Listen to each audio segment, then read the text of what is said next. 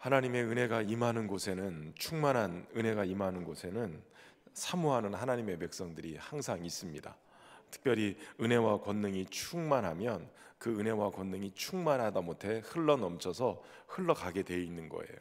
그래서 은혜를 사모하는 자들에게 또 충만하게 하시고, 그 충만한 은혜는 누군가가 또 사모하는 그들에게 충만하게 흘러가는 것입니다. 그렇게 흘러가는 성령의 충만한 역사들을 통해서 복음이 증거되어지고 기사가 일어나고 놀라운 표적이 행해지니까 제자들이 점점 많아지게 됩니다.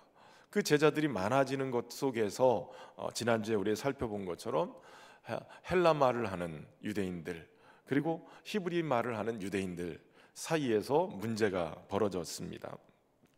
그 파벌의 문제처럼 보여지는데 헬라파 유대인들 또 히브리파 유대인들 같이 처음에는 잘 어우러지는 것 같았는데 어느 순간인가 이 핍절한 어려움을 겪고 있는 그러한 사람들을 돕기 위해서 구제 활동을 하다가 이 대부분 히브리파 유대인들, 이 히브리 말을 하는 사람들에 의해서 주도되어진 그러한 구제 사역에 이 배제되어 있는 헬라파 유대인들의 과부들을 구제하는 일들을 소홀히 하는 것 때문에 문제가 생겨버렸어요. 그래서 원망이 일어나고 자칫 잘못하면 교회가 이 초대교회 부흥에 찬물을 꼈는 그러한 문제가 생길 것 같았습니다. 그때 사도들이 이 문제를 해결하기 위해서 먼저 우리가 하나님의 말씀을 제쳐놓고 이렇게 재정 관리하는 것을 붙들고 있는 게 합당치 않다. 사도들은 말씀과 기도로 하나님의 뜻을 구하고 하나님의 은혜를 구하고 그리고 그 사명을 감당하기로 결심하고 사람들을 이제 선정해서 세우게 되죠. 성령과 지혜, 믿음이 충만해서 사람들에게 칭찬받는 사람들 7명을 택했어요. 우리가 흔히 7집사라고 표현하는데 그 특별히 집사라고 이렇게 명칭을 붙여가지고 세우지는 않았어요. 그러나 그들이 담당해서 해야 될 일이 재정을 관리하고 또 교회에 구제 사역하는 일들을 맡아서 사역할 사람들을 세운 겁니다. 사실 이 7집사라고 표현하는 7명을 세운 그 기준이 성령과 지혜, 믿음이 충만해서 칭찬받는 사람, 굉장히 은혜로운 사람들이죠.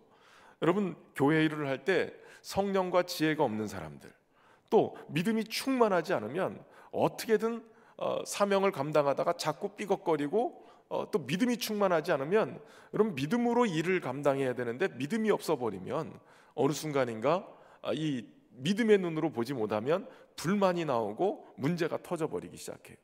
그래서 칭찬받는 사람 이 7을 택했는데 빌립을 제외하고 나머지 사람들이 대부분 헬라 이 이름을 가지고 있어요. 그러니까 앞에서 얘기한 것처럼 소외되어 있었던 그러한 이 헬라 말을 하는 유대인들을 돌보기 위해서 7명 중에 적어도 최소 6명은 헬라 말을 할 줄 아는 그러한 성령과 지혜가 믿음이 충만한 사람을 택해서 세웠다는 거예요. 여러분, 스데반은 순교자 면류관이라는 이름을 가지고 있는 그러한 사람이죠. 오늘 본문에서 이제 좀 이따가 다룰 사람이고, 빌립은 말을 사랑하는 자, 전도자였어요. 초대교회 전도하는, 초대교회 흩어져 있을 때 전도하러 다녔던 사람이 빌립이었어요. 그리고 브로고노는 합창 지도자였는데 베드로에 의해서 니코의 메디아의 감독이 되어 있고 안디옥에서 순교했던 사람이었어요. 그리고 니가노르라는 이 말은 승리자라는 뜻인데 70문도 중에 하나였고 스테반과 같이 순교했다라는 전설이 있어요.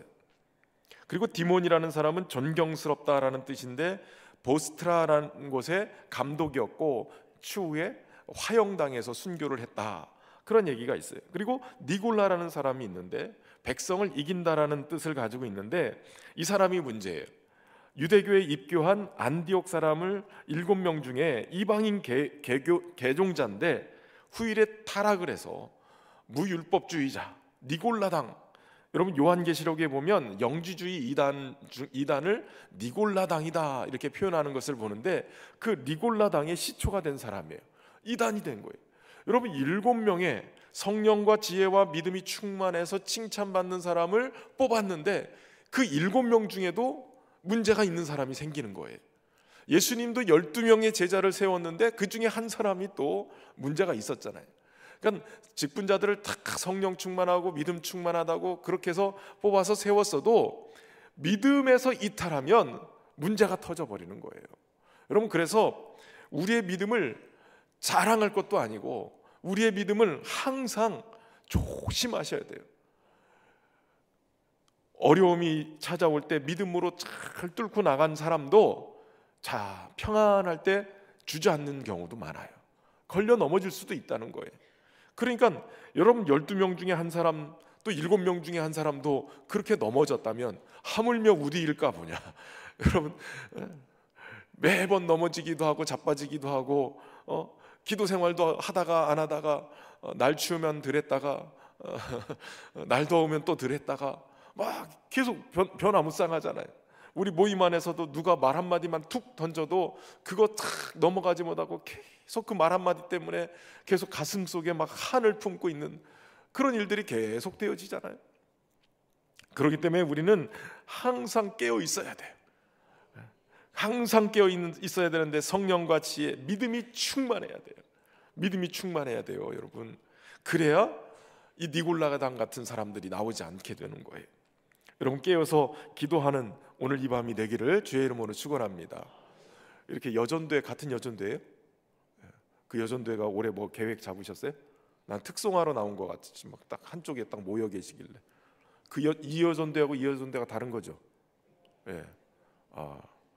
제가 저쪽 여전도회도 금요 철야 때 우리가 목사님 설교에 아멘 부대를 만들겠습니다. 그러고선 오겠다고 그래가지고선 그때부터 분위기가 올해 될라나 보다 제가 막 감동을 받고 막 이랬는데, 그 여전도회 말고 또 이 여전도회가 있네요. 여기는 몇 여전도회? 숫자가 헷갈려요? 5여전도회. 여기는 7, 5, 7 기억하겠습니다. 기도를 해도 더 한 번 더 해둬야지. 여러분, 기도하는 자리에 함께 하는 게 얼마나 귀한지 몰라요. 그러니까 믿음으로 함께 믿음이 역사하는 자리, 기도하는 자리, 또 은혜가 역사하는 자리, 그렇게 함께 이들의 그 위기들을 헬라파 유대인들을 많이 세우면서 그 헬라파 유대인들이 소외되지 않도록, 지난주에 잠깐 말씀드렸지만 구제하는 그 구제의 대상이라고 얘기할 수도 있지만 교회에 구제하는 일, 그러니까 사명을 감당하는 어떤 사역에 대한 부분에서 제외됐다라고 얘기할 수도 있는데, 그것도 우리도 열심히 봉사하고 싶은데 우리를 빼놨다고 섭섭하다고 이런 일이 벌어지니까 헬라파 유대인들을 대거 등용을 해서 그들을 직분자로 세우시고 그것을 감당하게 만들었다는 거예요. 그리고 나니까 어떤 일이 벌어지냐면 하나님의 말씀이 점점 왕성해졌어요. 여러분, 하나님의 말씀이 점점 왕성해지는 거예요. 이게 참 귀한 건데요, 하나님의 말씀을 붙들고 기도하는 일을 쉬지 않기로 결심하고 사도들은 거기에 목숨을 걸어요.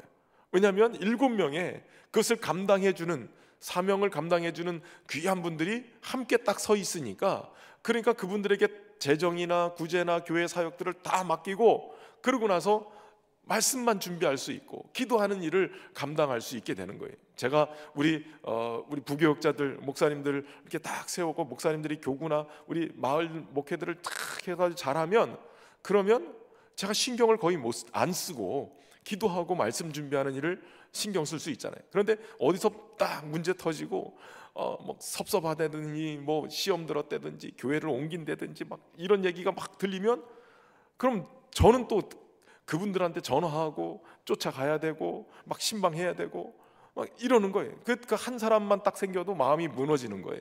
그때 계속 신경 써야 되고. 그러니까 부교육자들이 목회를 잘 감당해 주시면, 그럼 저는 또 말씀 준비하는데 또 여유를 갖게 돼요. 우리 또 마을 지도자들이 그 역할들을 또 잘 감당하고 부서나 여러 군데에서 잘 감당해 주면 그 일들을 얼마든지 할 수 있는 거예요. 그러니까 여러분, 하나님의 말씀이 점점 왕성해졌다라는 것은 성도들이 하나님의 말씀을 붙들고 산다는 거예요. 하나님의 말씀을 많이 읽고 공부하고 연구하고 암송하고 그러면서 하나님의 말씀을 또 삶 속에 적용해가는 그런 삶을 살아가는 거예요. 말씀이신 예수 그리스도를 증거하는 자들이 많아지고 말씀대로 살아보니 정말 말씀대로 역사가 일어나는구나 간증하는 자들이 많아지고요. 그러니까 하나님의 말씀이 점점 왕성하여지는 역사가 일어나는 거예요. 오늘 우리 성경 통독 수련회가 오늘 5시 좀 넘어서 끝났어요. 속독으로 막 그래서 월요일부터 쫙 하는데 애들도 한 7, 8명이 나와가지고 우리 아이들이 그냥 탁 앉아가지고 그 성경 통독하는 게 쉽지 않거든요. 하루 종일 앉아서 하는데 그 성경 통독을 탁 하는 거예요. 하나님의 말씀이 왕성해지면 말씀에 대한 사모함이 있고 갈급함이 있고 그러면서 은혜를 막 받게 되는 거예요. 여러분 예배도 미리 와서 기도하고 준비하고 하나님 앞에 마음 바칠 옥토밭으로 성령께서 팍 규경해 줄 것을 사모하고 기도하고 준비한 사람과 맨날 참 안타까운 거는요, 늦는 사람은 맨날 그 시간까지 늦어요. 아세요? 제가 이렇게 서서 이렇게 보면 꼭 늦게 들어오는 사람은 그 사람이에요. 그 사람 요때쯤 되면 들어와요. 항상 딱 주차장 막히고 막 이러면 차라리 5분 일찍만 들어와도 일찍 들어와요. 근데 그분은 그분들 항상 그 시간에 들어와요. 그 시간에. 그러면 분주하게 예배 중간에 들어와가지고 그래가지고 언제 그렇게 준비하고 하나님 앞에 은혜를 사모하겠어요. 기도하고 준비하고 마음 문을 열어놓고 설교를 들으면 하나님의 말씀이 팍 들려지기 시작하거든요. 그냥 우리 여전도회 5여전도회 7여전도회가 금요철에 때 내가 말씀 목사님 위해서 기도하고 오늘 은혜를 위해서 기도하고 그리고 말씀 듣기 위해서 기도하고 그러고선 설교를 들으면 달라진다니까요. 말씀이 들려지는 게 달라요. 은혜가 달라져요. 그러니까 내가 어디에 마음을 두고 정성을 다하느냐 이거에 따라서 다른 거예요. 헌금도 옛날 어른들은 다 빨아가지고 대림질해가지고 헌금을 드렸다 그런 얘기 들어보셨죠? 옛날 어른들은 꾸깃꾸깃한 거 이거 죄송해서 어떻게 드리냐고 다 오물들 제거하고 빨아서 대리미질 해가지고 그래서 빳빳하게 드렸다. 그게 뭐 그냥 헌금은 돈 똑같은데 금액이 똑같은데 이렇게 생각할 수 있는데 그렇게 드린 헌금과 금액의 얘기가 아니에요. 그렇게 드린 마음 자세를 그렇게 해가지고 드린 헌금과 그냥 오늘 교회 가는 날이네 그러고선 갑자기 주머니에서 꺼내서 이렇게 해가지고 드리는 헌금과 완전히 다르단 말이에요. 우리의 마음이 쏟아지는 곳, 마음이 드려지는 곳, 이것이 중요한 거예요. 찬송도 마찬가지예요. 찬송도 여러분 우리가 하나님 앞에 탁 와서 저 맨날 모르는 노래만 저렇게 불러. 성경대로 하면 성경에는 새 노래로 여호와께 노래하라고 그랬는데 모르는 노래를 불러야 하나님이 더 기뻐하실 텐데 날마다 새 노래. 그래서 오륜교회 김문호 목사님은 날마다 새로운 노래를 해야 된다고 그래가지고 그 교회 찬양팀이 그렇게 해서 맨날 새로운 노래를 불렀다는 거예요. 초창기에. 그렇다고 그 새 노래가 맨날 새로운 노래만 얘기하는 거냐? 또 그렇지만은 않아요. 여러분 제가 예전에 청년 때 경배와 찬양 두란노에서 하는 경배와 찬양 학교를 가서 수련회를 일주일 하고 왔어요. 그때만 해도 막 경배와 찬양 노래들이 막 나와서 뭐 예수 사랑해요 이런 찬양들 막 찬양 인도에서 하면 찬송가 어려운 어른들 노래 찬송가 그 노래는 옛날 구닥다리고 요즘 젊은 사람들 부르는 경배와 찬양 노래들 팍 부르면 신식인 것 같고 세련된 것 같고 이게 더 하나님 앞에 더 영광 돌리는 찬양인 것 같고 막 이랬단 말이에요. 그런데 그 수련회를 가서 완전히 은혜 받고 뒤집어지고 막 싹 그냥 막 성령의 불로 그냥 탁 태워가지고 완전히 새롭게 심령을 만들어가지고 딱 나오니까 그날 주일 낮 예배 때 딱 들어가는데 똑같은 어른들 예배 찬송가를 불렀단 말이에요. 만복의 근원 하나님 온 백성 찬송 부르고 저 천사여 찬송하세 찬송 성부 성자 성령. 그러는데 이 노래가 다르게 느껴지는 거예요. 맨날 어른들만 불렀던 예배 찬송이고 그랬는데 이게 다른 거예요. 찬양대에 서 있는데 막 가슴이 벅차기 시작하는 거예요. 첫 찬송 부르는데 주님의 높고 위대하심을 가만히 있을 수가 없어요. 막 손이 막 올라가기 시작해요. 그냥 하나님의 높고 위대하심을 막 찬양하고 싶은 거예요. 똑같은 찬송가인데 그날은 완전히 다른 찬송가로 다가오는 거예요. 새 노래가 그런 노래란 말이에요. 물론 새로운 노래를 날마다 부르는 것도 필요해요. 그러나 우리의 심령이 새로워지며 새로운 생명으로 주님 앞에 찬송하기 시작하면 그 노래는 완전히 새로운 노래가 돼서 나의 심령의 고백이 되고, 그러면서 그 하늘문을 여는 찬송이 되는 거예요. 그런 은혜가 저와 여러분에게 있기를 주의 이름으로 축원합니다. 그러니까 하나님의 말씀이 역사하니까 말씀이신 주님과 함께 동행하게 되고, 말씀이신 주님이 역사하시는 것들이 막 보여지기 시작하니까 말씀이 점점 왕성해지는 거예요. 왕성해져. 말씀을 막 사모하는 사람들이 모이면, 여러분 아세요 그거? 말씀은 듣는 거다 보는 거다? 자, 말씀은 듣는 거다 손 들어보세요. 손 내리시고. 말씀은 보는 거다. 다 잊어버려서 다시 시작해야 되겠네.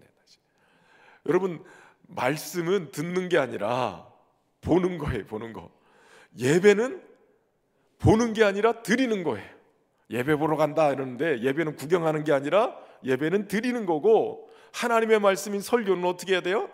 듣는 게 아니라 보는 거예요. 왠지 가르쳐 드려요? 여러분, 우리가 언어로 전달되어지는 것은 그 메시지가 담고 있는 것에 20-30%도 전달이 안 돼요. 언어 메시지가 아니라 비언어 메시지, 얼굴 표정, 손짓, 발짓, 그 표정이나 모든 것들이 담고 있는 이 비언어 메시지가 70-80%를 담당하고 있어요. 그러니까 설교는 봐야 돼요, 들어야 돼요? 봐야 돼요, 봐야 돼요. 보려면 어딜 쳐다봐요? 저 쳐다봐야죠. 딴 데 쳐다보지 말고 설교자를 쳐다보고, 그리고 어떻게 해야 돼요? 딴 데, 이게 제가 이렇게 쳐다보는 이유는 여기서 누군가가 나한테 내가 당신 설교를 듣고 있습니다라고 사인을 줬기 때문에 이렇게 쳐다보는 거예요. 그 사인을 어떻게 하는 거라고요? 승인 반응. 예, 승인 반응. 아멘 이렇게 해야 된다고 몇 번을 가르쳐 드려요. 몇 번을. 설교는 듣는 거예요, 보는 거예요? 보는 거예요. 어떻게 하라고요? 승인 반응.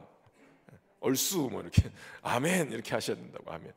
그러면 그 아멘 하는 사람, 사람인지라 설교자도 준비한 원고가 있어요. 그런데 설교를 들을 때 아멘하고 반응을 일으키잖아요. 설교에 눈물이 핑 도는 사람이, 여러분들이 눈물 핑 도는 게 다 보인다니까요. 여기서 눈물 핑 도고 은혜 받는 사람이 있으면 설교자가 가슴이 어떠해질까요? 막 뜨거워진다는 거예요. 뜨거워져. 김동우 목사님 한 번은 그런 얘기를 하시는 거예요. 자신은 정통 장로교 출신이라 설교할 때 그냥 장로교 설교를 하신다는 거예요. 근데 한 번은 여의도 순복음교회 초청을 받아가지고 설교를 하는데, 설교를 딱 시작하자마자 아멘 하더래요. 여의도 순복음교회 성도들이 그냥 아멘 하는데 막 깜짝 놀라가지고, 갑자기 맨날 조용한 데서 설교를 했는데 아멘 해버리니까 막 깜짝 놀라가지고 처음엔 적응이 안 되더래. 적응이. 그런데 희한하게 설교를 하면 할수록, 아멘 하면 할수록 설교가 더 잘 되더라는 거예요. 그래서 본인이 이렇게 얘기하는데도 아멘도 안 하고 막 그냥 본인이 준비한 설교가 100% 정도다 그러면 그날 설교는 120%, 200% 설교가 되더라는 거예요. 승인 반응이 일어나면 설교자는 미쳐요. 미쳐. 아멘만 일어나면, 야, 내가 정말 하나님의 말씀이 지금 살아서 역사하는구나, 막 누군가가 은혜를 받고 있구나, 그럼 된다는 거예요. 말씀이 점점 왕성해졌다는 얘기는 성도들이 말씀 받고 은혜 받는 사람이 많았다는 얘기고, 아멘하는 사람이 많아졌다는 거예요. 아니, 여전도회가 왔으면 아멘을 해야 될 거 아니에요. 왜 소리를 안 해? 아멘을. 그렇게 해서 말씀이 부흥이 일어나는 거예요. 말씀이, 하나님의 말씀이 점점 왕성해지고, 그리고 말씀대로 사는 사람들이 생기니까, 여러분 하나님의 말씀대로 살면 어떤 일이 벌어져요? 하나님의 말씀은 생명을 살리는 일이고, 하나님의 말씀은 누군가가 봤을 때 하나님이 살아계신 증거가 되는 말씀이에요. 그러니까 사람들이 보고 당신을 보니 하나님이 보인다는 거예요. 당신을 보니 하나님이 살아계신 게 느껴진다는 거예요. 성도들의 삶이 하나님을 드러내는 광고판이 돼버려요. 그러니까 점점 제자의 수가 많아지는 거예요. 나도 그렇게 살아보겠노라고, 나도 예수님처럼 살아보겠노라고, 나도 예수님 잘 믿는 아무개처럼 그렇게 나도 믿음 생활 해보겠노라고 도전을 받기 시작해요. 여러분, 그런 선배들의, 믿음의 선배들의 도전을 받는 사람들이 많아지면 많아질수록 교회는 제자화돼요. 교회를 그냥 처치 멤버, 교인들로 불러서 많아져도 소용없어요. 여러분, 교회가 진정한 교회의 역할을 하려면 제자가 많아져야 돼요. 주님은 땅끝까지 이르러서 내 증인 되라 하실 때, 그때 너희는 가서 제자를 삼으라고 그랬지 가서 교인 만들라고 하지 않았어요. 교회 멤버들이 아무리 많아도 제자가 없으면 아무 소용없어요. 제자가 돼야 돼요. 주님은 우리를 제자로 부르셨어요. 제자가 많아져야 돼요. 저는 우리 신년교회가 성령의 능력으로 부흥하되 그저 숫자만 많아지는 부흥이 아니라 제자가 많아지는 부흥이 일어나기를 소망합니다. 하나님의 말씀에 역사하고, 여러분, 여기서 말씀이 증거될 때 성도들이 아멘하면 이게 탁 맞아떨어지면 어떤 일이 벌어지는지 아세요? 말씀의 창조의 역사가 일어나요. 생명을 일으키는 역사가 일어난단 말이죠. 하나님의 말씀이 가서 일하기 시작하세요. 그 영혼 속을 묶고 있는 어둠의 역사가 끊어지게 만들고요, 그 영혼을 붙들고 있는 어둠이 떠나갈 뿐만 아니라 밝아지는 생명의 역사가 일어나기 시작해요. 육신의 질병도 떠나가고 영혼의 질병도 떠나가고 정신적인 묶임도 떠나가는 역사가 일어난다고요. 목사가 능력 있는 게 아니라 하나님의 말씀이 능력 있어서요, 하나님의 말씀이 증거되어질 때 그 영혼을 고치시는 거예요.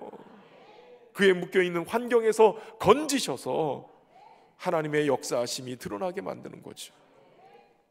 저는 올해 우리 교회에 이런 역사들이 일어나기를 주의 이름으로 축원합니다. 그러다 보니까 어떤 일이 벌어집니까? 예루살렘 성전, 성정 중심의 종교에 제사장들이 굉장히 중요한 역할을 하는데, 가장 핵심 멤버들인데 허다한 제사장의 무리가 이 도에 복종하고 복음의 역사의 물결에 참여하게 됐다는 거예요.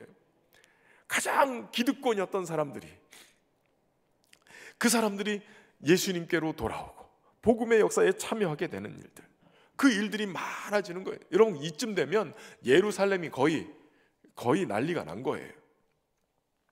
그런데 오늘 본문에서 그 뽑은 7명 중에 한 사람이 등장하죠. 스데반이 등장해요. 이 스데반, 신앙으로도 인격으로도 성도들의 모범이 되어졌고, 특별히 스데반은 오늘 본문은 뭐라고 평가하고 있냐면 8절에 스데반이 은혜와 권능이 충만하여 큰 기사와 표적을 민간에 행하니라고 기록하고 있어요. 그 전까지는 이 기사와 표적, 큰 기적을 일으키고 예수님이 하나님이시라는 이 그리스도라는 증거가 되는 이 기사와 표적이 누구에게서만 나타나냐면 사도들에게서만 나타났어요. 그런데 뽑아놓은 7명, 이 은혜와 권능이 충만하여서 사도들이 아닌 뽑아놓은 7명 중에 한 명인 스데반이 합류하게 됩니다. 그들도 사도들과 마찬가지로 큰 기사와 표적을 행한 거예요. 여기서 중요한 것이 성령님이 주도하시는 역사가 바로 사도들의 사역을 뛰어넘어서 성령과 믿음과 은혜가 충만한 이 7명의 사람들에게 특별히 더 확장돼서 나타나기 시작했어요. 그런데 이것이 스데반의 개인의 능력에서 나온 게 아니에요. 여러분, 가만히 생각해 보면 은혜와 권능, 지혜와 성령, 이것은 다 성령께서 주시는 은사예요. 선천적으로 아주 탁월한 재능을 가진 사람들이 있어요. 우리가 이거를 달란트라고 표현해요. 재능, 다시 말하면 나면서부터 가지고 있는 재능이 있단 말이에요. 그 은사와 재능의 차이가 뭐냐? 여러분, 은사는, 달란트는 타고난 거지만 은사는 내게 없었는데 성령 받고 난 다음에 생겨난 것을 은사라고 얘기하는 거예요. 성령에 의해서 내 안에서 개발되어진 것이 은사라고 얘기해요. 그 은사는 단순히 드러나는 어떤 언어적인 방언이나 뭐 예언이나 이런 것들만이 아니라 보여지는 것도 있고 또 능력을 행함이 있고 은사 중에는 병 고침의 은사도 있고 그리고 또 은사가 직분의 은사도 있어요. 찬양대, 교사, 또 우리 주방봉사나 이런 여러 봉사 직분들, 그 직분도 은사로 치는 거예요.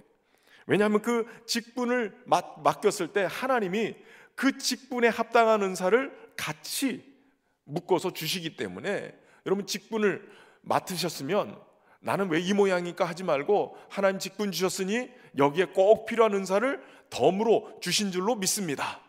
이 은사를 내 안에서 개발할 수 있도록 어떻게 해야 돼요? 성령 충만해야 돼요. 성령 충만. 이만한 깊은 물 항아리에 그 안에 뭐가 이렇게 떨어져 있어요. 물에 뜨는 게. 그러면 여러분 이것을 꺼내려면 내 팔이 짧아요. 그럼 어떻게 해야 되겠어요? 물을 부으면 돼요. 물에 뜨면 이것이 물이 부어가지고 다 올라오면 철철 넘치면 꺼내서 쓰면 되는 거예요.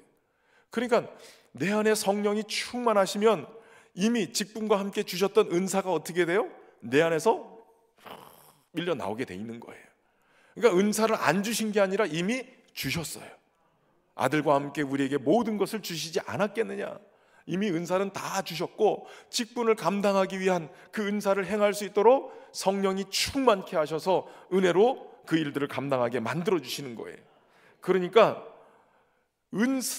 교사를 감당하려면 교사들이 금요철에 나와야 되겠어요? 안 나와야 되겠어요? 여전도에 감당하려면 어떻게 되겠어요? 임원부터 나와야 되겠죠. 권사의 사명 감당하려면 권사님들이 기도하는 자리에 나와야 되겠어요? 안 나와야 되겠어요? 두 말이면 잔소리죠. 어떻게 직분을 감당할 수 있겠어요? 성령 충만해야 감당할 수 있는 거예요. 성령 충만해야 은사가 주어지고 우리 청년들도 마찬가지예요. 청년들도 우리 청년 교사들도 있고 그렇죠.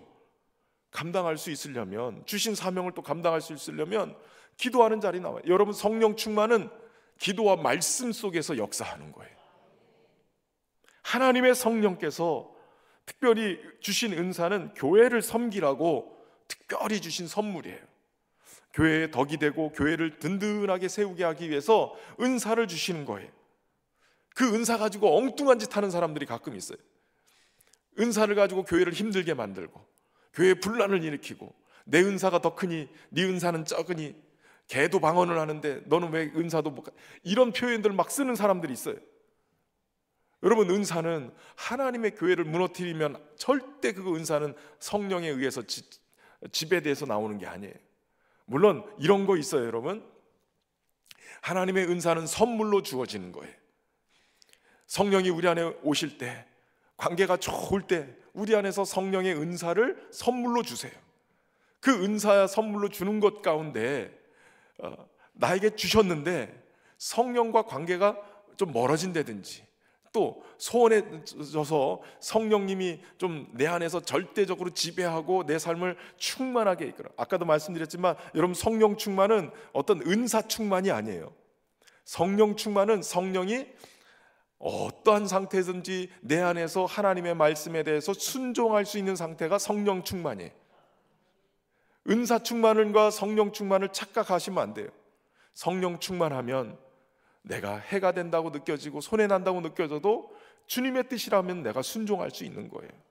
봉사하고 애쓰는 거 누가 남이 알아주지 않아도 하나님이 기뻐하시는 일이다, 교회의 덕을 세우는 일이다, 그러면 그저 순종하는 거예요. 담임 목사가 안 알아줘도 누군가가 칭찬 안 해줘도 성령 충만하면 그냥 묵묵하게 그 길을 가는 거예요.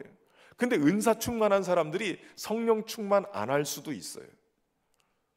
처음에는 성령 충만해서 은사를 막 받아가지고 막 주님과 동행하고 막 방언도 말해요. 방언도 처음 받았을 때 막 신기하고 놀라우니까 방언으로 막 기도하면서 자기가 되게 은사 충만한데 어느 날 보면 은사만 충만한 사람들도 있어요. 성령 충만하지 않고 주님과의 관계 놓고 은사만 붙들고 방언만 막 계속 하고 있단 말이에요.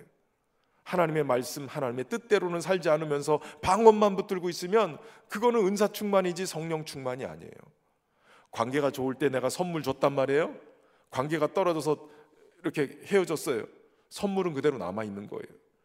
그러면서 나 이 선물 충만하니까 난 성령 충만한 거야, 그분과 관계가 좋아, 이렇게 착각하면 안 되는 거예요.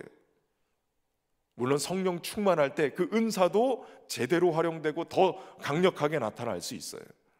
그러나 성령 충만하지 않고 그러면서 은사만 붙들고 있으면서 그 일을 행하게 되면 무슨 문제가 생기냐면 교회 덕을 세우고 교회를 든든하게 세워가야 될 그 은사가 도리어 교회의 시험거리가 되고 문제거리가 되고 분열되게 만드는 그러한 문제가 터지는 거예요.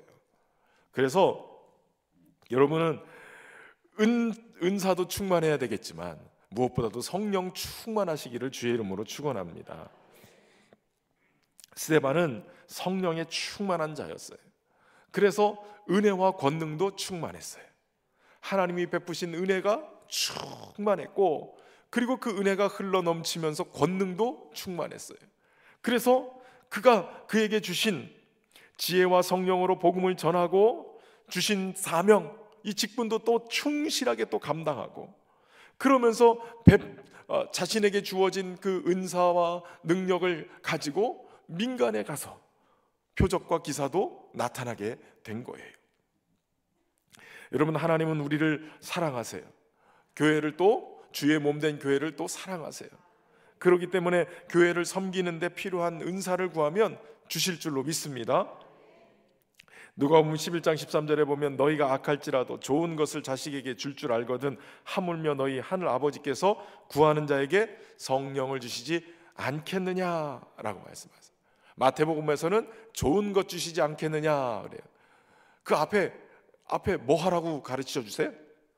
구하라, 찾으라, 두드리라. 구하고 찾고 두드리라. 이 3단계를 주님이 기도로 가르쳐 주세요. 강청하라는 거예요. 그러면 좋은 것 주실 것이다 라는 거예요. 그 좋은 것이 뭐냐면 성령을 주시지 않겠느냐. 그러니까 여러분, 구하고 찾고 두드려야 돼요. 오늘 저녁에 구하고 찾고 두드려야 해요. 기도하면 성령이 우리 안에서 충만하게 역사하실 줄로 믿습니다. 야고보 사도는 온갖 좋은 은사와 온전한 선물이 위로부터 빛들의 아버지께로부터 내려오나니 그는 변함도 없으시고 회전하는 그림자도 없으시느니라. 온갖 좋은 은사와 온전한 선물이 누구로부터 와요? 위로부터 빛들의 아버지로부터 와요. 여기서 굉장히 중요한 것은 여러분, 빛들의 아버지신 하나님께서 예수 그리스도와 함께 너희에게 모든 것 주시지 않았겠느냐? 이미 주셨어요? 하늘로부터 주어진 거예요. 우리 안에 이미 종합 선물 세트가 들어와 있어요. 은사 종합 선물 세트가 딱 예수님과 함께 우리 안에 들어와 계세요. 그러면 우리 안에 들어와 있는 이걸 어떻게 해야 돼요? 찾아서 꺼내 먹어야죠. 꺼내 써야 되는 거예요. 그러니까 성령께서 우리 안에서 충만하게 역사하시면 그 은사와 모든 것들을 필요를 따라서 얼른 꺼내서서 쓰시는 거예요. 그런 역사가 일어나는 거예요. 베드로전서 4장 10절에 각각 은사 받은 대로 하나님의 여러 가지 은혜를 맡은 선한 청지기 같이 서로 봉사하라. 은사를 받은 대로 선한 청지기 같이 서로 봉사하면 하나님의 귀한 역사가 우리의 삶 속에 나타나게 될 줄로 믿습니다. 찬양하고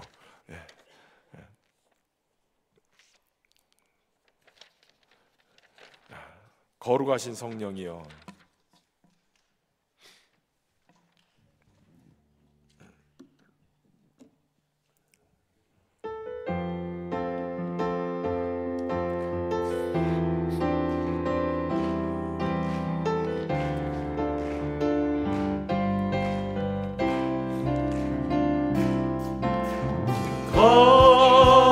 거룩하신 성령이여 우리에게 임하소서. 성령의 불로 오셔서 세상 헛된 마음 태우소서. 바랄 때 성령이여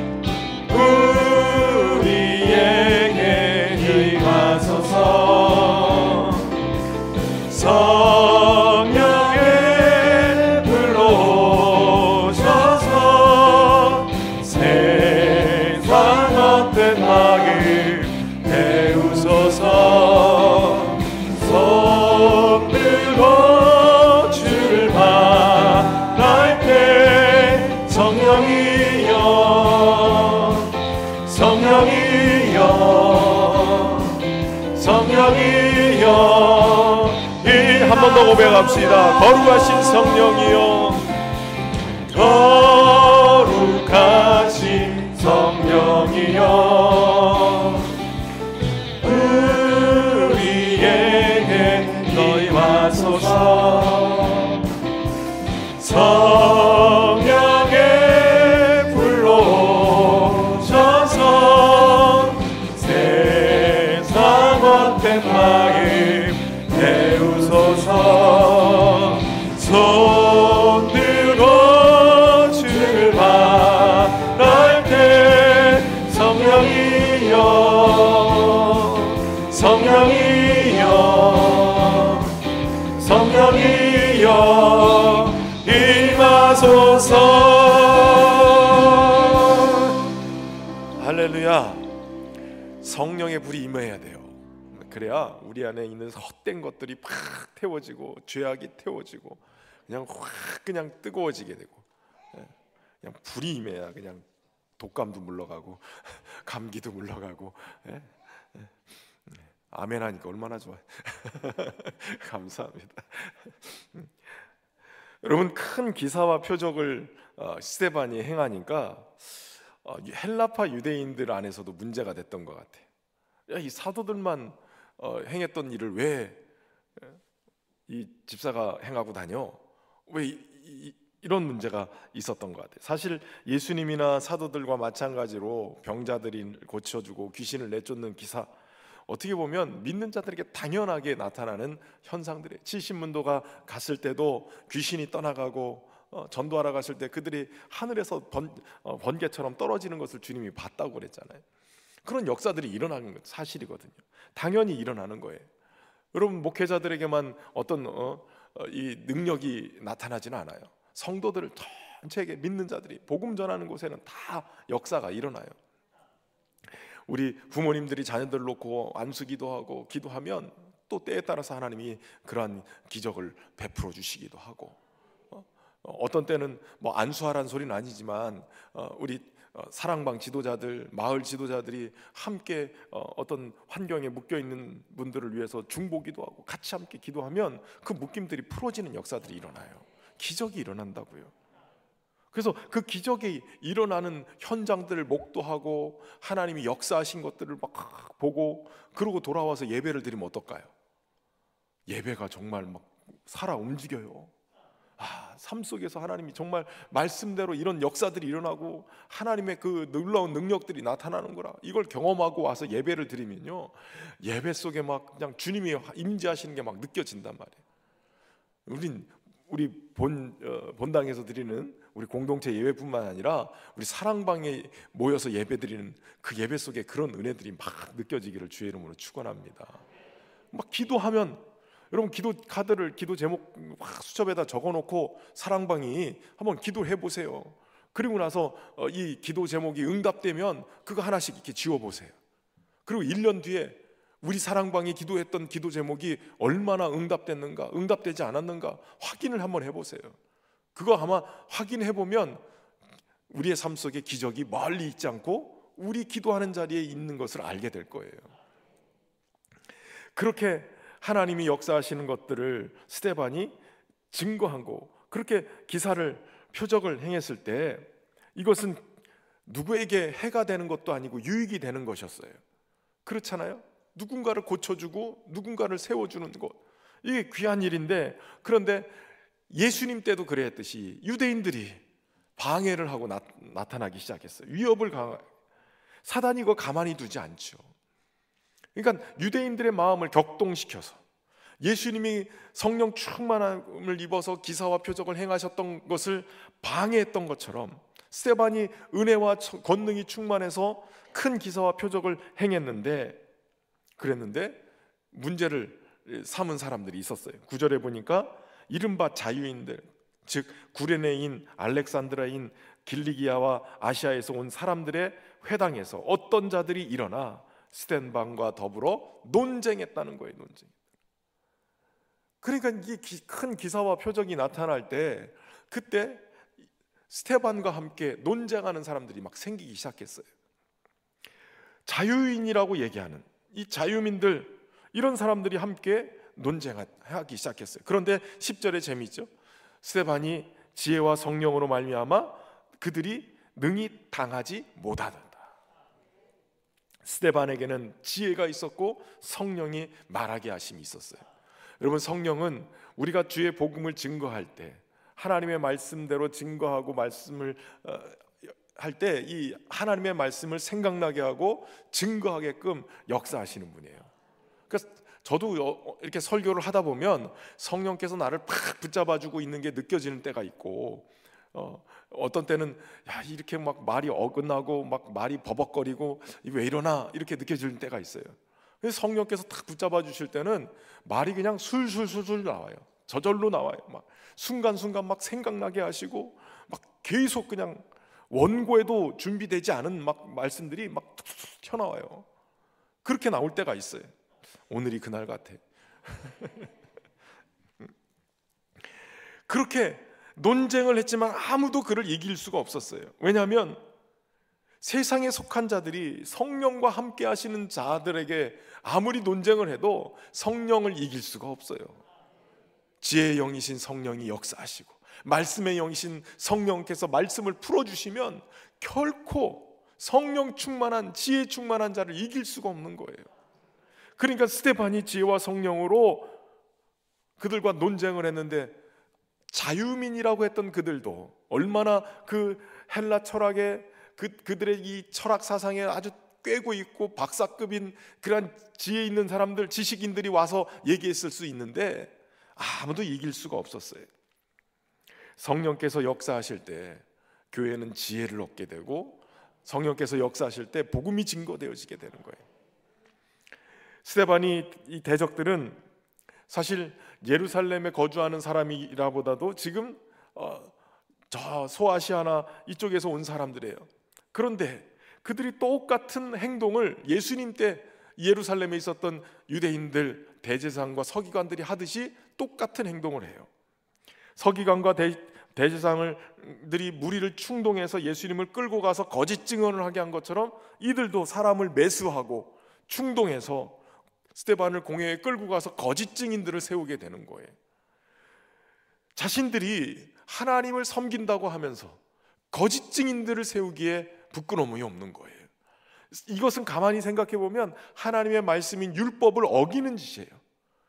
이웃에게 이 거짓 증언하지 말라고 하는 10계명을 어기는 중요한 계명을 어겨버리는 일이 저들 가운데 있는데, 문제는 이들이 이 일을 서슴지 않고 한다는 거예요. 율법에서 금지한 거짓 증거를 사용하는 그 일을 하는 거예요. 여러분, 이것이 예수님 때에도 동일했고 지금 스데반 때에도 동일하게 이들이 하고 있는 거예요. 하나님의 말씀을 지킨다는 명목으로 일을 벌이지만 실제로는 불법을 행하는 거예요. 여러분, 교회를 사랑한다고 뭔가를 하면서도 불법을 행하면 그것은 하나님의 뜻이 아닌 거예요.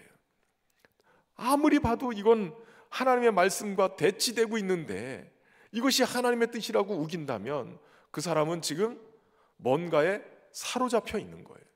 눈이 가려져 있는 거고 양심이 막혀 있는 거예요. 진정한 신앙이라는 것은 입으로만 내가 하나님의 사람이다, 내가 하나님의 말씀을 지키고 있다라고 얘기하는 떠벌리는 사람이 아니라 하나님의 말씀을 그대로 내 삶 속에 살아내는 사람이 하나님의 사람인 거예요. 요한복음 14장 21절에 나의 계명을 지키는 자라야 나를 사랑하는 자니 나를 사랑하는 자는 내 아버지께 사랑을 받을 것이요 나도 그를 사랑하여 그에게 나를 나타내리라. 요한복음 14장 23절에 예수께서 대답하여 이르시되 사람이 나를 사랑하면 내 말을 지키리니 내 아버지께서 그를 사랑하실 것이요 우리가 그에게 가서 거처를 그와 함께 하리라. 나를 사랑하지 아니하는 자는 내 말을 지키지 아니하나니 너희가 듣는 말은 내 말이 아니요 나를 보내신 아버지의 말씀이니라. 내가 아버지의 계명을 지켜 그의 사랑 안에 거하는 것 같이 너희도 내 계명을 지키면 내 사랑 안에 거하리라. 내 계명은 곧 내가 너희를 사랑한 것 같이 너희도 서로 사랑하라 하는 이것이니라. 주님의 계명이 뭐라고요? 서로 사랑하라고요. 서로 사랑하라고. 제발 좀 사랑하라고요. 제발 좀 주님을 따른다고 하면서 사랑하는 게 왜 안 되냐고요. 그 한 번 마음이 탁 토라져 가지고, 세상 사람들은요 술 마시고 가서 포장마차 가서 술 한 잔 마시고 풀어요. 근데 예수 믿는 사람들은 술은 안 마시면서 안 풀어요. 용서하고 들으세요. 차라리 포장마차 가서 술 먹고 푸는 게 하나님 뜻에 더 합당한 것 같이 느껴져요. 그렇다고 또 오늘 가서 술 마시란 소리 아니에요. 꼭 그런 것만 또 잡아요. 목사님이 술 마시랬어, 그 말이 아니잖아요. 성령의 세술에 취하면 원수도 죄인도 친구로 변한다. 찬송가 왜 불러요? 그 찬송가 그렇잖아요. 죄인도 원수도 친구로 변한다. 성령의 세술에 취하면, 하나님의 말씀에 취하면, 주님의 은혜에 취하면, 아멘 좀 하소. 은혜에 취하면 그저 그냥 사랑하게 된다니까요. 여러분, 하나님의 은혜가 충만하면 교회를 사랑해요. 건물이 아니라 사람이란 말이에요. 교회가 정말 밉보이고 정말 아프게 하는 사람일지라도 주님이 사랑한 사람 아니에요. 그러면 웬만하면 이제 용서해주고, 웬만하면 이제 마음 푸세요. 그 마음에 이렇게 한을 품고 있으면 돌짝밭이 된단 말이에요. 하나님의 말씀이 떨어져야 되는데, 옥토밭에 떨어져야 100배, 60배, 30배 결실을 맺는데, 길바닥 마음, 여러분 길바닥 마음은 뭐예요?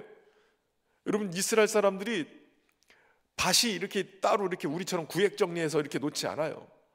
그저 바위도 있고 돌도 있고 저 길도 있는데 그냥 갖다가 이렇게 쫙 뿌려요. 우리처럼 심는 게 아니라 이렇게 쫙 뿌려요. 그러면은 그 떨어진 곳이 딱딱한 길바닥이면 사람들이 자꾸 밟고 지나가니까 길바닥이잖아요. 그러면 이게 뿌리를 내려 들어갈 수가 없는 거예요. 흙 안으로 들어갈 수 없으니까 그걸 보고 누가 와요? 새들이 와가지고 먹어버리는 거예요. 길바닥은 그렇단 말이에요. 여러분의 지금 심령이 길바닥처럼 누군가에 밟히고 누군가의 마음에 상해가지고 점점 단단해져서 굳은 마음이 되어 있다면 길바닥 마음이에요. 아유, 목사님 맨날 자꾸 아멘이라고 하라고 자꾸 시키긴 하고 그냥 귀찮게 자꾸 말만 그냥 설교만 하지, 그냥 뭐 이렇게 자꾸.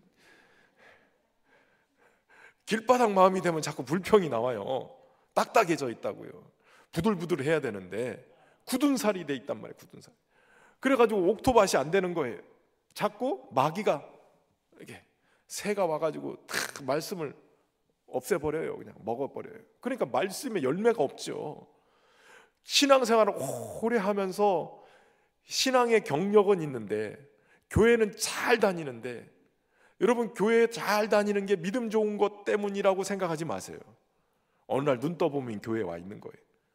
그게 습관이에요. 습관. 사모해서 와야 되는데 눈 떠보면 와 있다. 물론 그게 좋을 수도 있어요. 근데 전혀 교회 밖에서 생활 안 했기 때문에 익숙해져서, 여러분 익숙함은 신앙이 좋은 게 아니에요. 익숙함, 이게 신앙이 좋다라고 착각하는데, 익숙한 것을 자꾸 신앙 좋다고 착각하니까 자꾸 내가 익숙함 속에 머물러 있어요. 새로운 도전을 좀 하세요. 새로운 도전하기 위해서 다음 주에는 요 팀이 이렇게 앉고 요 팀이 이렇게 앉고 자리를 좀 이렇게 옮겨 다녀 보세요. 이렇게 맨날 그 자리에 앉지 말고. 그런데 중요한 것은 길바닥 마음 안 돼요. 그 다음에 뭐가 있어요? 돌짝밭 마음 있죠. 돌짝. 원래 우리나라는 이렇게 막 쟁기로 막 갈아가지고 돌들이 있으면 막 다 걷어내잖아요. 돌이 있으면 이게 제대로 뿌리 내리기가 좀 어렵잖아요. 근데 돌밭에 씨앗이 뿌리면 이 돌이 흙 밑으로 떨어져서 아무리 저기 올라오려고 그래도 이게 잘 안 되거든요. 마음속에 응어리를 지고 있으면 이게 가슴 속에 응어리가 있어가지고, 한국 사람은 특별히 한민족이잖아요. 한이 많다고. 그래서 한민족이 아닌데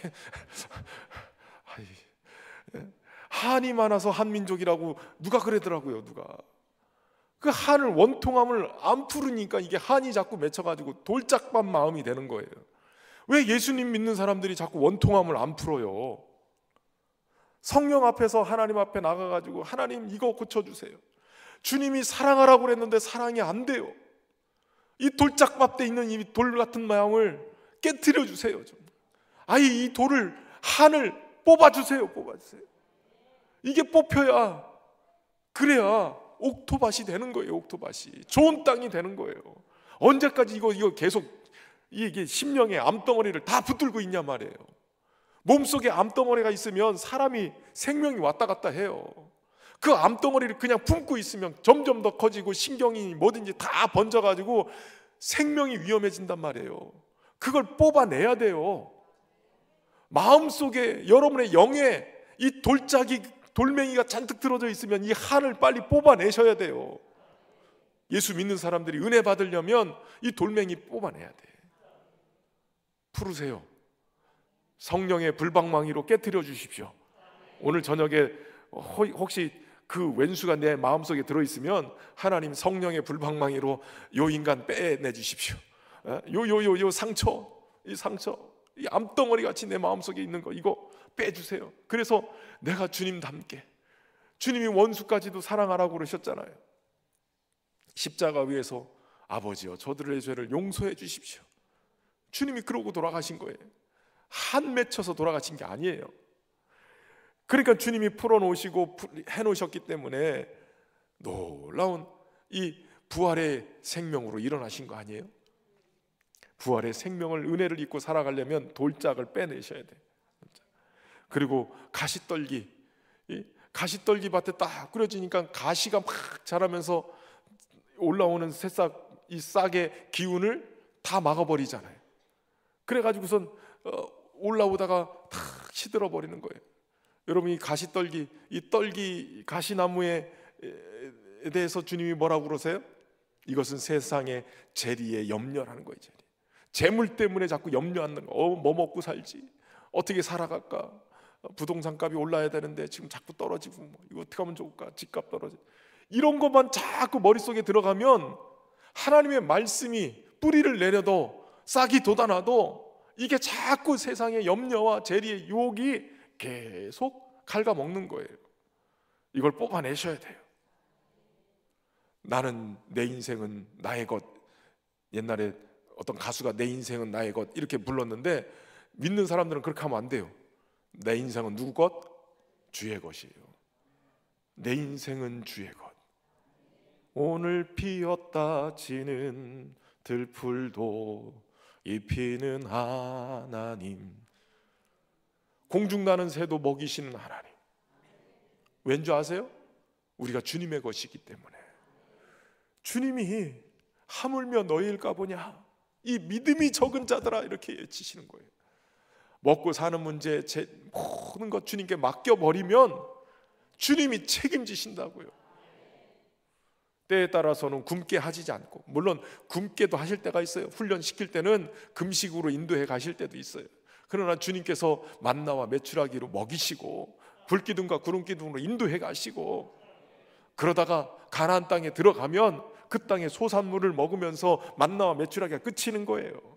그런데 그 땅의 소산을 먹을 때 주시는 그 풍요로움이 하나님의 영광을 위해서 쓰여지면 하나님이 더해 주실 것이고, 그 유혹이 도리어 더 많은 것, 야 내가 99칸이 있으니까 100칸짜리 더 창고 짓고 모으자 이러고선 한다고 그러면 주님이 오늘 그 영혼을 걷어가면 누구 것이 되겠느냐? 내가 쓰는 만큼만 내 것이에요. 그러니까 자꾸 금송아지니 뭐니 막 확보해 해놓고선 놔봐야 내 것이 아니라 자들 것이에요. 자들 것, 쟤들 것. 어느 날 신방을 돌아가셨다고 그래가지고 장례 조문을 가려고 그랬더니 오지 말래요. 도대체 왜 오지 말라고 그러시냐고, 오시면 안 된다고. 아니 교회를 다닌 집사님이 장례가 났는데 신방을 가려니까 오지 말라니까 도대체 이유가 뭐냐고. 나중에 보니까 집에 재산이 많아서 형제들이 싸운대요. 형제들이 누가 더 와가지고 뭐 예배도 드리고 뭘 하고 그러면 서로 간에 이게 누가 더 구조를 많이 했느니 뭐 이런 거 가지고 팍 싸우고, 그것 때문에 재산 나누는 것 때문에 그 장례식장에서 서로 싸우는 모습이 보여질까 봐 오지 말라는 거예요. 그래서 야, 이게 재산 많아도 이게 문제구나.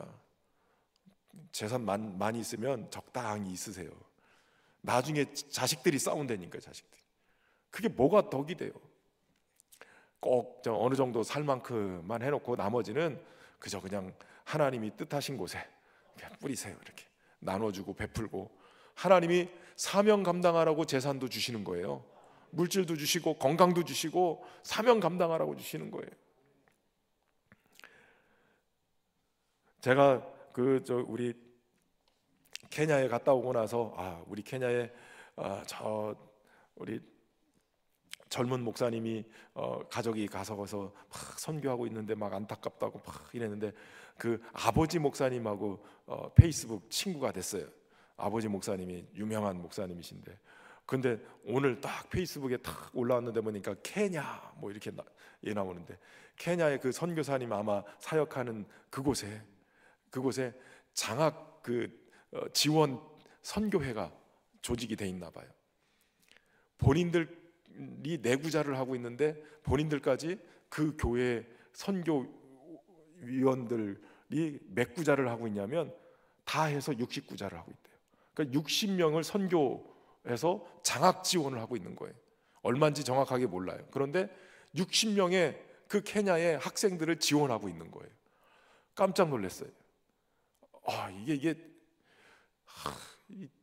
물질에 하나님 은혜를 주시면 이런 데 막 써야 되는구나, 이 생각이 드는데, 물질 얘기하면 아멘이 안 나온다니까요.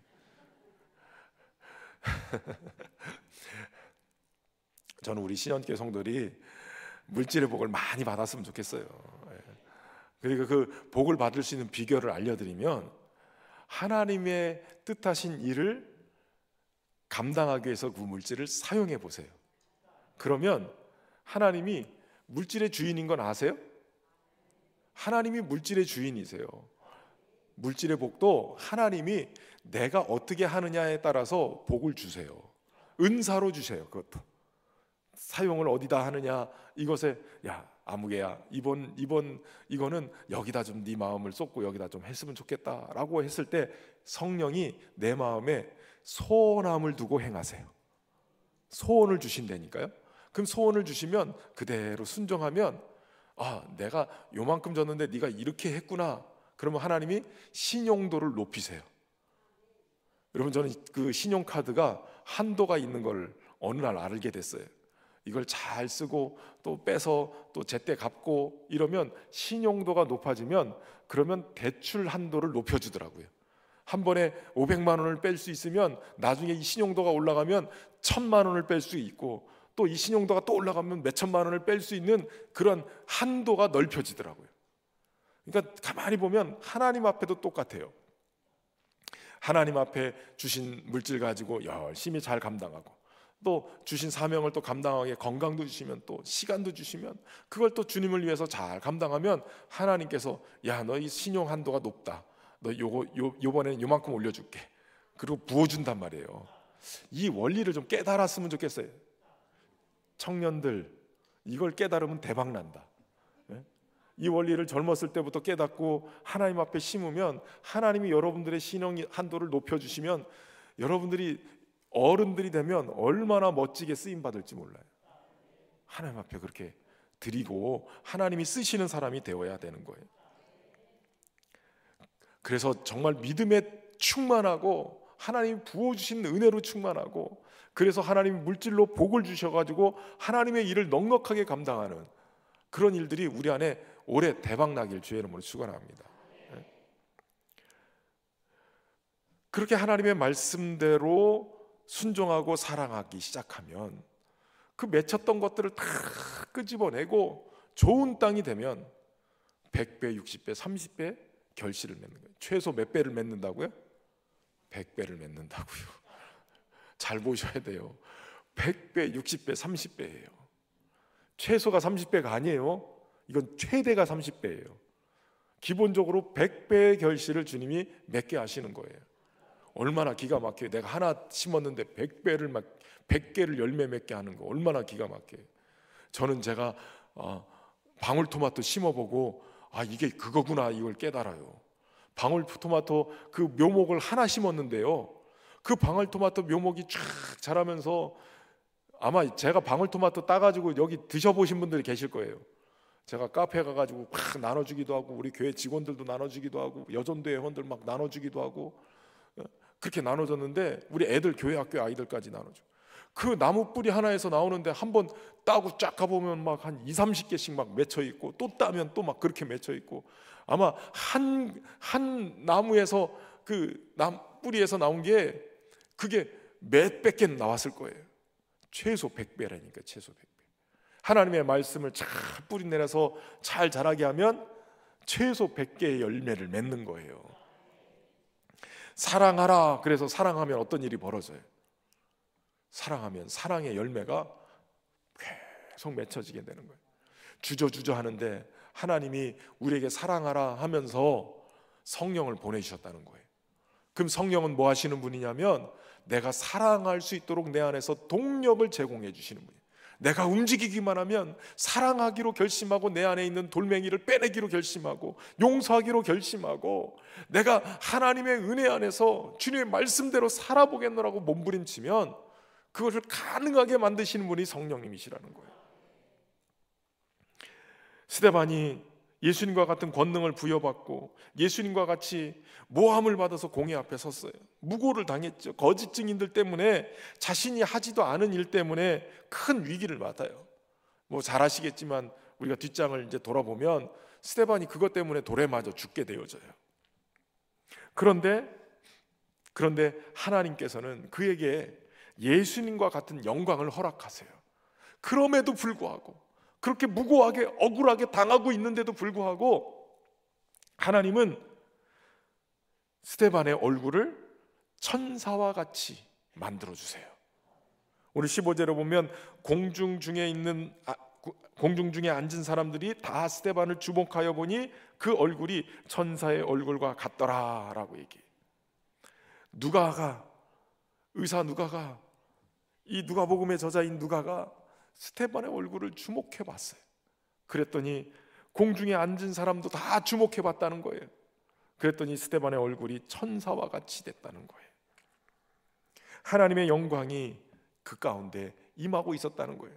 여러분, 여기에 스데반의 얼굴에서 분노가 보여요? 불평이 보여요? 뭔가 좀 용서하지 못하고 막 억울해서 가슴속에 막 응어리를 막 붙들고 있는 그 모습이 보이나요? 안 보여요. 여러분, 성령 충만하니까 이 안에 있는 응어리들 다 빼낸 사람이 되니까, 성령에 사로잡혀 있으니까 천사의 얼굴과 같이 하나님의 영광이 그 가운데 임하고, 분노와 불평에 사로잡히지 않고 누구보다도 평안했고 온화한 모습으로 있었다는 거예요. 예수님의 사람들은 다 이래야 돼요. 적어도 예수 믿는 사람들은 자기 얼굴에 책임을 져야 돼.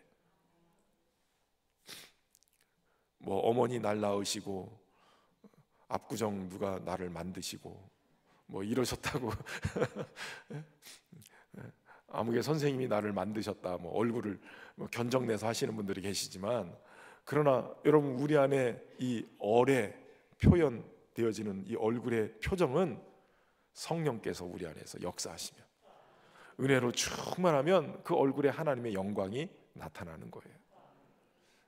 여러분, 저와 여러분에게 이런 은혜가 있기를 바랍니다. 사람들이 주목해서 봤을 때 얼굴에 광이 나고 빛이 나고 하나님의 영광이 막, 신년교회 예배 끝나고 나가기만 하면 성도들이 막 쫙 나오는데 막 얼굴에서 빛이 나고, 택시 운전기사 아저씨들이 막 타면 막 빛 때문에 와 뒤를 쳐다보지도 못하고, 도대체 어디에서 어떻게 시술을 받았길래 이렇게 환한 미소와 이렇게 천사를 보는 것처럼 이렇게 나오시냐고 그러면, 어디라고요? 신년교회. 뭐 때문에 그러냐고요? 성령 충만 받고 은혜 충만 받아서.